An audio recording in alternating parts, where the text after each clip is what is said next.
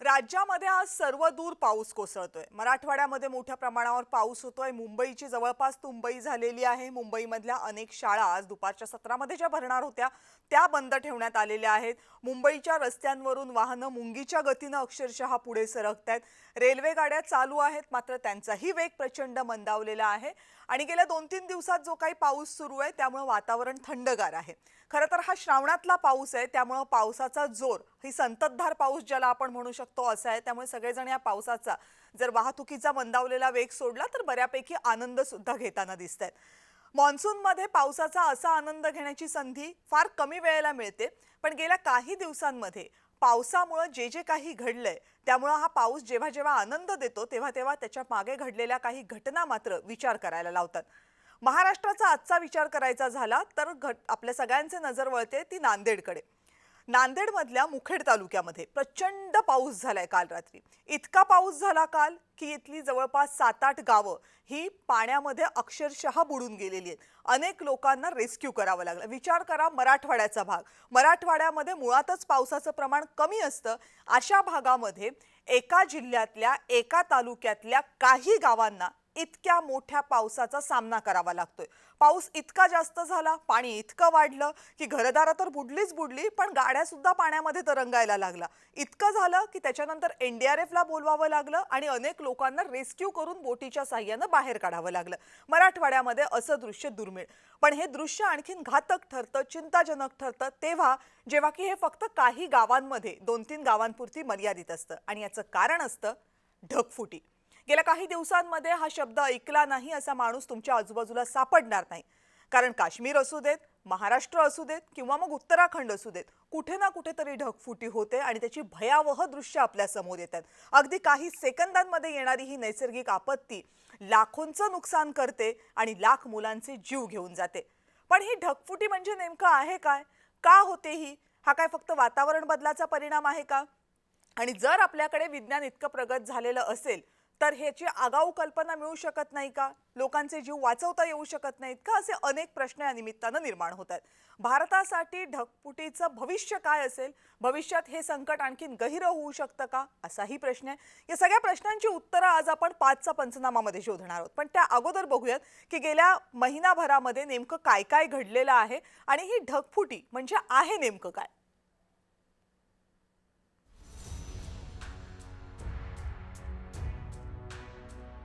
ढगफुटी, एकाच वेळी होणारा प्रचंड पाऊस, इतका प्रचंड की गावच्या गावं थेट वाहून जातात, इतका वेगवान की जीव वाचवण्यासाठी पळण्याचीही संधी मिळत नाही, आवाज इतका की जीवाचा थरकाप उडावा।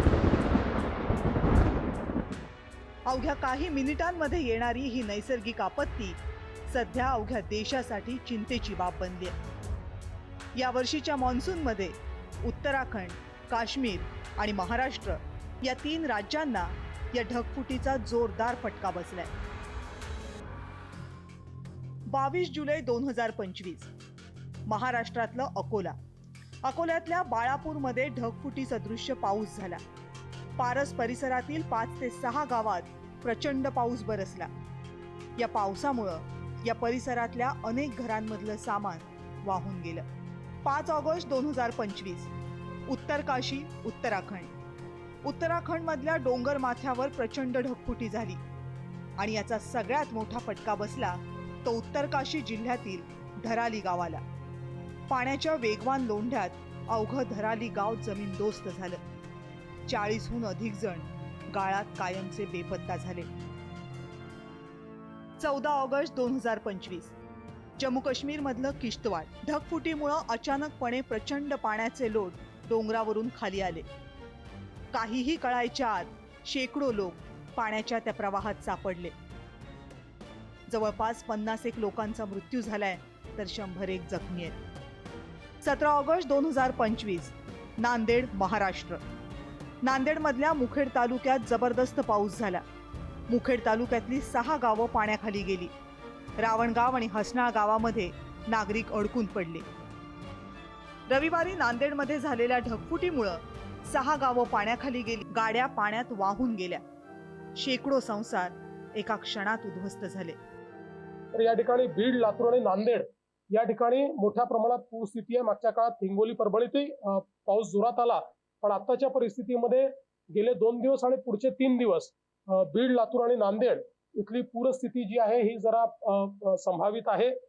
विशेषतः आपल्याला माहिती आहे की नांदेड जिल्ह्यामध्ये मुखेड च्या भागामध्ये जो मुक्रमाबाद आहे त्या ठिकाणी जवळपास 206 mm पाऊस पडला, म्हणजे ढगफुटी सदृश अशा प्रकारचा पाऊस हा त्या ठिकाणी पडलेला आहे आणि त्यामुळे जवळपास 5 लोक बेपत्ता झाले. 150 पेक्षा जास्त जनावरांचा वाहून गेल्याचा किंवा मृत्यू झाल्याचा संभव आहे आणि विशेषतः खूप लोक त्या ठिकाणी अडकले होते. NDRF ची टीम, SDRF ची टीम त्या ठिकाणी आपण नेलेली आहे आणि आता मिलिटरीची टीम देखील त्या ठिकाणी पोहोचलेली आहे. गेल्या काही वर्षात पावसाचा पॅटर्नच बदललाय. कमी वेळात, कमी जागेत जास्तीत जास्त पाऊस हे आता सगळीकडेच अनुभवायला मिळते.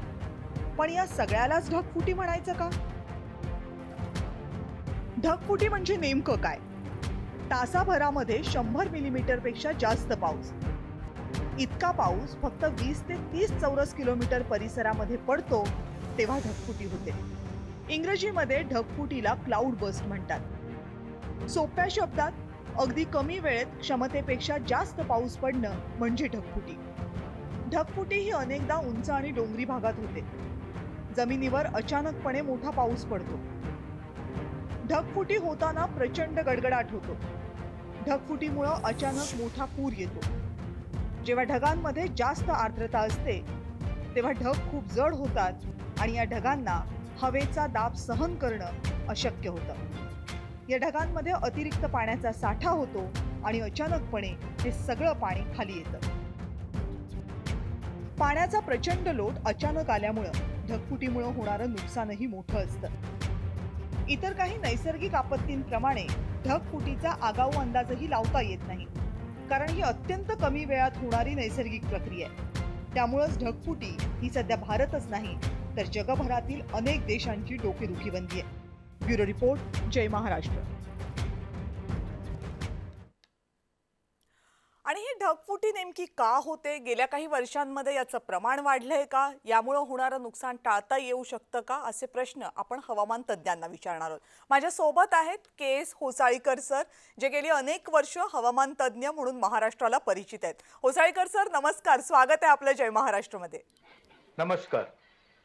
गेली अनेक वर्ष तुम्ही आम्हाला मुंबईतल्या पावसाची, महाराष्ट्रातल्या पावसाची माहिती देताय, त्याचे पॅटर्न उलगडून सांगताय, बदललाय कसा पाऊस हे आम्हाला समजून घ्यायला मदत करताय. पण गेल्या महिन्याभरात आपण जे काही पाहिले ते फक्त महाराष्ट्रापुरतं मर्यादित नाहीये, तर देशामध्ये सुद्धा, काश्मीरमध्ये जे बघितलं, उत्तराखंडमधल्या धरालीमध्ये जे बघितलं आणि अगदी काल आपण नांदेडमध्ये जे बघितलं, हे थरकाप उडवणारं आहे. म्हणजे एका क्षणामध्ये पाण्याचा लोंढा यावा, प्रचंड नुकसान तर होतंय, लाखमोलाचे जीवही जात आहेत. पण या सगळ्यातनं काही काही कळतच नाहीये की हे होतंय काय, हे आहे काय, हे अचानक कसं होतंय, याची काहीतरी ठोस उत्तरं आहेत आपल्याकडे?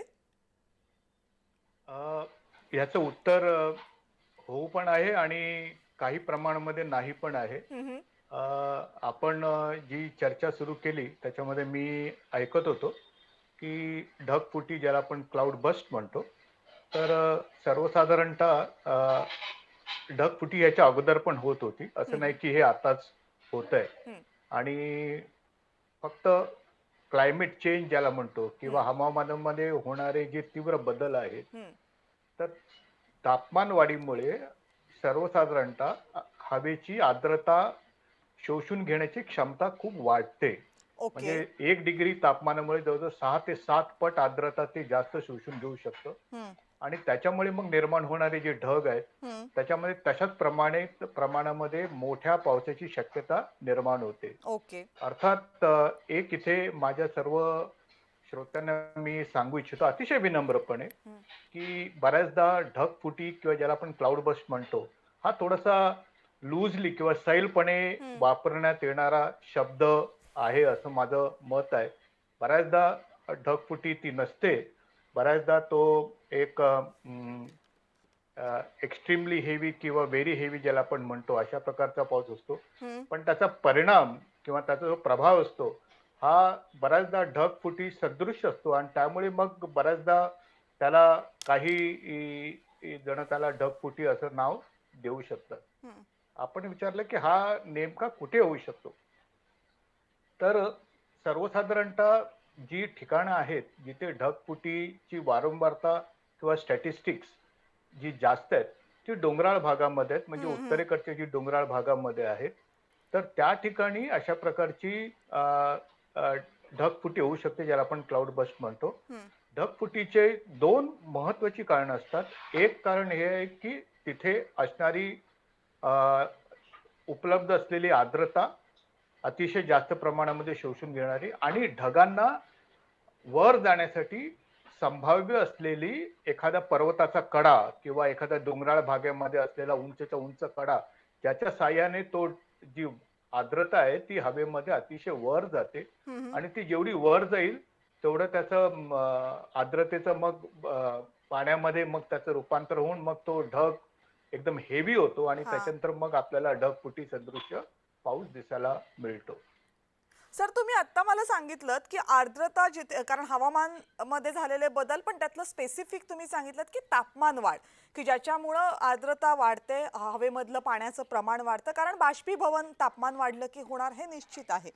पण आता हे होतंय असं की शहरं जास्त प्रदूषण करतात, शहरांमध्ये जास्त तापमान वाढतं, पण ढगफुटी मात्र शहरांपेक्षा जास्त आपल्याला डोंगर भागांमध्ये किंवा ग्रामीण भागांमध्ये पाहायला मिळते. याचं काय कनेक्शन आहे? दोन गोष्टी इथे लक्षात घेऊया. जसं मी मगाशी म्हणालो की पूर्वी ढगफुटी ही फक्त डोंगराळ भागापुरतीच कदाचित मर्यादित होती. हम्म. म्हणजे जे आपल्याकडे वरती हिमाचल प्रदेश आहे किंवा उत्तरकाशी आहे, देहरादून, हे सर्व देहरादून वगैरे सारखे जे प्रदेश आहेत, हा. या सर्व ठिकाणी त्याला लागणारी भौगोलिक परिस्थिती आणि त्याला लागणारी नैसर्गिक परिस्थिती अनुकूल होती. हम्म. पण आता हे थोडंसं त्याचं ढगफुटीचं रूपांतर थोडंसं अजून आपल्याला वेगवेगळ्या ठिकाणी दिसायला लागलेलं आहे. म्हणजे शहरामध्ये पण काही ठिकाणी ढगफुटी होऊ शकते. आपण प्रश्न विचारता महाराष्ट्रात ढगफुटी होऊ शकते का? होऊ शकते. हम्म. महाराष्ट्रामध्ये पण ढगफुटी होऊ शकते. शहरीकरण हा त्याचा पैलू आहे. एक कारण असू शकतं. एक कारण असू शकतं. हम्म. 10 पैकी एक असू शकतं. पण बाकीची अनेक कारणं आहेत. आणि त्याच्यामधलं सर्वात महत्वाचं कारण जे मी मगाशी म्हणालो हम्म. की वातावरणामध्ये होणारे तीव्र बदल, ज्याला आपण क्लायमेट चेंज किंवा ग्लोबल हम्म. हम्म. वॉर्मिंग म्हणतो. तर हा जो प्रभाव आहे हा शहरामध्ये पण आपल्याला जास्त प्रमाणामध्ये दिसतो. मग ते पुणे असेल किंवा अजून कुठल्या मराठवाड्यातला कुठला एखादा भाग असेल किंवा विदर्भातला किंवा मध्य महाराष्ट्राचा कुठला भाग असेल, तर या ठिकाणी ढगफुटी किंवा ढगफुटी सदृश्य हम्म. हम्म. पाऊस होऊ शकतो. आणि ह्याचं पूर्वानुमान सध्या जे आहे जगामध्ये, जे किंवा जागतिक लेवलवरती किंवा भारतामध्ये, त्याचं तंतोतंत पूर्वानुमान देणं अजून तरी तेवढं विज्ञान विकसित झालं नाही. त्याची दोनच कारणं आहेत. एक तर तो फार थोड्या अवधीसाठी असलेला इव्हेंट आहे. म्हणजे सर्वसाधारणतः अर्धा तास, पाऊण तासामध्ये किंवा कधी कधी 15 मिनिटांमध्ये पण तो पाऊस पडून जातो. व्याख्या आपण सर्वसाधारणतः सर्व लोकांना माहितच आहे की 100 मिलीमीटर हम्म. एका तासामध्ये या वेगाने पाऊस तो पडला पाहिजे. हम्म. आणि तसा पडलेला पाऊस ज्यावेळी खाली येतो त्यावेळी 3 महत्वाच्या गोष्टी घडतात. एक म्हणजे तो पाऊस अतिशय वेगाने येणारा पाऊस आहे. हम्म. फार लिमिटेड, फार थोड्या जागेसाठी, म्हणजे 25 ते 30 किलोमीटरच्या परिसरामध्ये किंवा त्याच्यापेक्षाही कमी ठिकाणी तो पडू शकतो. हम्म. मेघगर्जनेसह, लखलखाटासह, विजांच्या कडकडाटासह पडू शकतो. हम्म. आणि हा पडणारा जो एवढा वेगवान पाऊस आहे ह्याचा निचराव होण्यासाठी खूप वेळ लागतो आणि त्याच्यामुळे मग पूर सदृश्य परिस्थिती बऱ्याच ठिकाणी निर्माण होते. मग नदी नाल्यांना पूर येतो किंवा एखाद्या शहरामध्ये पूर सदृश्य परिस्थिती 15-20 मिनिटांमध्ये तयार होते. आणि मग त्याच्याने मग त्याचे जे प्रभाव आहेत, त्याचे जे इम्पॅक्ट आहेत ते आपल्याला मग सगळ्यांना शहर असेल दिसतात. किंवा गाव असेल ते दिसतात आपल्याला. सर, त्याच्यात ना मला आणखीन एक थोडीशी शंका आहे की बऱ्याचदा असं दिसतं की ढगफुटी आणि लँडस्लाईड म्हणजे हे एकत्र दिसतात. कारण नुसतं पाणी येत नाही, म्हणजे एकदम खूप पाऊस झाला म्हणून पूर आला असं होत नाही. त्याच्याबरोबर प्रचंड मोठ्या प्रमाणामध्ये गाळ येतो, पाणी वाहून जातं, पण त्या गाळामध्येच अनेक जीव अडकतात, अनेक घरांचं मोठं नुकसान होतं. दोन्हीचं रिलेशन नेमकं काय आहे? काय संबंध आहे ढगफुटी आणि लँडस्लाईड किंवा दरड कोसळण्या याच्यामध्ये? फार चांगला प्रश्न विचारलात आपण. जसं आपल्याकडे अर्ली वॉर्निंग सिस्टम आहे, तर ती म्हणजे ती फक्त एखाद्या पावसासाठीच म्हणून किंवा हीट वेव्ह साठी, उष्ण लहरी किंवा शीत लहरीसाठी म्हणून आपण वापरतो. त्याचबरोबर अजून एक प्रणाली आहे ज्याला आपण म्हणतो multi hazard early warning system. म्हणजे वेगवेगळे नैसर्गिक आपत्तीशी संबंधित असलेल्या अर्ली वॉर्निंग ज्या आहेत त्या हं, संबंधित. तर ज्यावेळी लँडस्लाईड होते, लँडस्लाईड होण्याचं अनेक भौगोलिक कारणं असली तरी वारंवार एखाद्या ठिकाणी मोठा पाऊस जर का पडत असेल, हं, हं. समजा पहिल्या दिवशी खूप पाऊस पडला, दुसऱ्या दिवशी परत त्या ठिकाणी पाऊस पडला, परत तिसऱ्या दिवशी पाऊस पडला, तर मग अशा वेळी त्या तिकडच्या भूगर्भाची सरफेसवरची किंवा त्या डोंगराळ भागामधली रचना कशी आहे, भौगोलिक रचना, त्याच्यावरती अवलंबून असतं. आणि बऱ्याचदा त्याच्यामुळे सतत पडणाऱ्या वेगवान पावसामुळे लँडस्लाईड, ज्याला भूस्खलन आपण म्हणतो, हं, हे होऊ शकतं. आणि ह्या एरिया ज्या आहेत मॅडम, ह्या अतिशय व्यवस्थितपणे आयडेंटिफाईड आहेत की या भागामध्ये हं. भूस्खलन होऊ शकतं. आणि त्याला पण लेवल 1, लेवल 2, लेवल 3 असं कॅटेगरी पण आपण केलेली आहेत. म्हणजे ओके. मला आठवतं की मागच्या वर्षी रायगड जिल्ह्यामध्ये पण एक घटना घडली होती हो. भूस्खलनाची, आणि त्याच्यामध्ये बऱ्याच लोकांना त्याचा त्रासही झाला होता. माळीण पुण्याची जी घटना आहे फार हां. वर्षापूर्वी घडली हो, होती. हो. संपूर्ण गाव वाहून गेलं होतं एका रात्रीमध्ये. तर महाराष्ट्र राज्यामध्ये सह्याद्रीच्या कड्यावरती किंवा सह्याद्रीच्या डोंगरावरतीच्या उतारावरती जे राहणारे लोक आहेत, आणि मग त्याच्यासाठी मग हरित कंपोनंट किती आहे, ग्रीन कंपोनंट किती आहे, डोंगराळ भाग किती आहे, किती प्रकारे, कशा प्रकारे त्याचा कडा आहे. जर का आपण मुंबई ते पुणे ज्यावेळी आपण हायवेने जातो, त्या बऱ्याच हं. ठिकाणी काही जाळ्या लावलेल्या हो. आपल्याला दिसतात लोखंडी. आणि काही ठिकाणी तशा बोर्डही लावलेले असतात हं, की दरड कोसळण्याचं प्रवण केंद्र वगैरे हं, म्हणतात. हं. तर एक छोटंसं उदाहरण देतो मॅडम. जर का कोकण रेल्वेला जर का समजा कोकणामध्ये खूप मुसळधार, अतिमुसळधार पावसाची शक्यता वर्तवण्यात आली असेल, तर कोकण रेल्वेला आम्ही सांगतो की काही ठिकाणी अशा प्रकारे मोठ्या पावसाने दरड कोसळण्याची शक्यता पण नाकारता येत नाही. तर याला असं आपण म्हणतो की मल्टी हेझार्ड वॉर्निंग. तर मोठा पाऊस आणि क्लाउड बस्ट असेल तर अजूनच जास्त त्याचा प्रभाव हं. आपल्याला नक्की दिसू शकतो, जे आपण गेल्या काही दिवसामध्ये अनेक व्हिडिओमध्ये आणि अनेक चित्रफितीमध्ये पाहतोय की कशा प्रकारे उत्तर काशीमध्ये किंवा हिमाचल प्रदेशमध्ये कशा प्रकारे लँडस्लाइड्स आपल्याला दिसल्या आणि कशा प्रकारे तिथे लोकांना त्याचा त्रास झाला हे आपण बघत आहोत. सर बऱ्याचदा असं दिसतंय की तुम्ही तुम्ही मला वाटतं पहिल्याच प्रश्नामध्ये त्याचं उत्तरही दिलं होतं की हा शब्द अगदी सहज वापरला जातो ढगफुटी.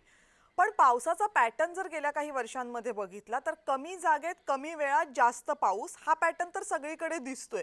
म्हणजे असं असतं की काही भागांमधनं जाताना मुसळधार पाऊस लागतो आणि मग थोडा अंतर पुढे गेल्यानंतर पावसाचं नामोनिशाण नसतं. हे नॉर्मल आहे की कमी वेळात कमी जागेमध्ये जास्त पाऊस हे हवामान बदलाचं लक्षण बनत चाललंय आता? मॅडम, हा जो हे जे आता पॅटर्न आहे मान्सूनचा, हं, मान्सूनचा जो पॅटर्न आहे पूर्वी मध्यम स्वरूपाचा हं, आणि मध्यम ते हलक्या स्वरूपाचा लागून राहणारा पाऊस, जो आपण लहानपणी, म्हणजे मी जरी लहानपणी बघत होतो, म्हणजे हं. एक सर्वसाधारण की 20 वर्षापूर्वी किंवा 25 वर्षापूर्वी जे आम्ही बघत होतो, तो पॅटर्न आता नाहीये. राहिलेला नाहीये. बऱ्याच ठिकाणी जर का मुंबईमध्ये सुद्धा जर का आपण बघितलंय तर आज मुंबईला रेड अलर्ट आहे मॅडम. हो. काही 2 दिवसापूर्वी पण रेड अलर्ट होता, पण दिवसभर पाऊस पडत नाहीये. आता मुंबईच्या पावसामध्ये गेले 3-4 तास खंड आहे, पण हं, परत एकदा तो रात्री पडणार आहे. तर जसं आपण म्हणालात, तर मान्सूनचं जे एक पॅटर्न आहे तो बदलला आहे. पाऊस जो आहे तो संख्या जरी तो गाठतो तरी तो 4 महिने न पडता एक 7-8 खूप मुसळधार ते अतिमुसळधार ते अतिवृष्टीचे जे आकडे आहेत हं. त्याच्यामध्ये तो येतो. आणि अर्थात त्याच्याने धरणं भरतात. हो. पण हा अशा प्रकारचा जो पाऊस आहे हा शेतीसाठी किंवा शहराच्या इन्फ्रास्ट्रक्चरसाठी हं. हा पाऊस जो आहे तो चांगला पाऊस नाहीये असं आपल्याला म्हणता येईल. कारण शेतीला किंवा पिकांना वेगवेगळ्या स्तरावरती तशा प्रकारच्या हलक्या ते मध्यम स्वरूपाच्या पावसाची हं. अपेक्षा असते किंवा गरज असते. गरज असते. एकदमच 2 महिन्याने मुसळधार पाऊस पडला तर त्याच्याने शेतीचं नुकसान किंवा पूरसदृश परिस्थितीतून हं. शहराचं नुकसान होऊ शकतं. आणि कदाचित जमिनीतली जी पाणी पातळी आहे त्याच्यावरही याचा परिणाम होत असावा. कारण पाणी जर इतक्या वेगानं जमिनीवर पडणार असेल तर ते पाणी जमिनीत जिरण्यासाठीची जी प्रक्रिया आहे त्याला लागणारा वेळ आहे तो कदाचित पुरेसा मिळत नसावा. पण आता मला शेवटचा माझ्या मनामध्ये एक प्रश्न असा आहे सर, की संकट दिसतायत ही सगळ्यांच्या नजरेसमोर आहेत. काही मार्ग आहे याच्यातनं वाचण्याचा? माझं असं ठाम मत आहे की विज्ञान जे आहे ते एक वरदान आहे मॅडम. हं. ओके. आणि त्याची कास कोणीही सोडू नये आणि एकंदरीत काही गोष्टीकडे आपल्याला लक्ष देणं गरजेचं आहे. हम्म. बऱ्याचदा मुंबई किंवा बाकीच्या शहरांमध्ये जी पूर सदृश्य परिस्थिती निर्माण होते ती फक्त पावसामुळेच होते का? तर तसं माझं उत्तर त्याला ठामपणे नाहीये. पाऊस त्यातलं एक कारण आहे. दुसरं कारण एक असेल की ज्या पद्धतीने आपण अतिशय अनियमितपणे वागतो, म्हणजे इन्क्लुडिंग मी स्वतः, की म्हणजे आपण ओला कचरा, सुका कचरा, घन कचऱ्याचं जे एक त्याची ती पुरेपूर व्यवस्थितपणे लावणं, नदी नाले शक्यतो साफ राहणं, अशा प्रकारच्या काही गोष्टींकडे जर का आपण जर का थोडंसं नियमितपणे वागलो तर मला असं वाटतं की पडलेला पाऊस जायला निचरा होईल, नंबर 1. नंबर 2, बऱ्याच ठिकाणी आपण म्हणालात की पाऊस एवढा पडतो तो जमिनीत जातो का? तर बऱ्याच ठिकाणी पूर्वी शहरांमध्ये किंवा बऱ्याच ठिकाणी आपल्याला अशा काही अशा बऱ्याच काही मोकळ्या जागा शहरांमध्ये किंवा गावामध्ये असायच्या की जिथे पाऊस जो आहे तो सर्वसाधारणतः सामावला जायचा किंवा तळी असायची. आता पॉप्युलेशन किंवा जी लोकसंख्या एवढ्या मोठ्या प्रमाणामध्ये वाढलेली आहे, त्यामुळे असं होतंय की सर्वसाधारणतः हा पडलेला पाऊस त्या तळ्यांमध्ये ती तळी बुजवली गेली आहेत किंवा विहिरी ज्या आहेत शहरांमधल्या किंवा गावामधल्या त्या हळूहळू नाहीशा होत चालल्यात. तर मला असं वाटतं की हे जे नैसर्गिक पाण्याची जी स्रोत आहेत त्याचं पुनरुज्जीवन परत एकदा झालं तर मग पडणारा पाऊस सरळ समुद्रामध्ये न जाता काही प्रमाणामध्ये तो शेतामध्ये जाईल, काही प्रमाणामध्ये विहिरीमध्ये, तलावांमध्ये, मिठागरं जी आहेत या सर्व ठिकाणी ज्या आहेत, ज्याला आपण म्हणतो मार्शी लँड, तर या सर्व ठिकाणी तो जाईल आणि त्याच्याने नक्कीच जमिनीचा जो भूजलाचा जो एक स्तर आहे तो नक्कीच चांगला होण्याची शक्यता आहे. आणि अर्थातच बदलणारा पाऊस जो आहे हा आता एक नवीन नॉर्मल आपल्याला मानावं लागेल आणि त्या पद्धतीने आपल्याला पुढच्या योजना आखाव्या लागतील. मला ना 2 सर महत्त्वाचे एकदम मुद्दे वाटले तुमच्या बोलण्यामध्ये. एक तर तापमान वाढ हे आता जगमान्य झालेलं आहे की ज्याच्यामुळे ह्या सगळ्याला आपल्याला सामोरं जावं लागते. दुसरा तुम्ही जो मुद्दा मांडला तो खूप महत्त्वाचा होता की नियोजनाचा अभाव होतोय का? मग ते काही असू देत, इन्फ्रास्ट्रक्चर तयार करताना, पायाभूत सुविधा तयार करताना आपण नियोजनाचा विचार करतोय का? हा एक महत्त्वाचा. आणि तिसरा सगळ्यात महत्त्वाचा मुद्दा जो या चर्चेतनं समोर आला तो म्हणजे आपण निसर्गाशी बोलतोय का? निसर्गाला समजून घेतोय का? जर आपण निसर्गाला समजूनच घेत नसू, पाण्याला प्रवाह असतो, त्या प्रवाहाला दिशा असते, त्याला एक उतार असतो आणि तो मार्ग मोकळा ठेवायचा असतो, हे जर बेसिकच आपण लक्षात घेतलं नाही आणि त्या पाण्याच्या प्रवाहाच्या मार्गामध्ये आपण बांधकामं करत सुटलो तर मग हे परिणाम आपल्याला भोगावे लागणार आहेत. अर्थात याला एक व्यक्ती जबाबदार नसते, एक समाज जबाबदार नसतो, एक व्यवस्था जबाबदार नसते, मानव समूह म्हणून आपण सगळेजण जबाबदार आहोत. जोपर्यंत डोळे उघडून या सगळ्याचा विचार आपण करत नाही तोपर्यंत ही अशी हानी होतच राहणार आहेत. आत्ता येणारी संकट ही फक्त निर्देशक आहेत, पण भविष्यातला भयानक प्रकार जर आपल्याला किंवा भयानक परिणाम जर आपल्याला टाळायचे असतील तर हे निर्देशक प्रमाण मानून आत्तापासून बदल करायची गरज आहे, जे फक्त भारतासाठी नाही तर जगभरासाठी गरजेचे आहेत. आणि सर मला वाटतं आज तुम्ही या चर्चेमध्ये सहभागी होऊन तीच दिशा आम्हाला सगळ्यांना दिलीत. तुमचे खरंच मनापासून आभार. मी खूप खूप धन्यवाद जय महाराष्ट्र चॅनलचा, मला चॅनलवर बोलून चर्चा करण्याची संधी दिली त्याबद्दल. Thank you sir, thank you very much. आणि आत्ता 5चा पंचनामामध्ये वेळ झाली आहे छोट्याशा ब्रेकची. पाहत रहा जय महाराष्ट्र.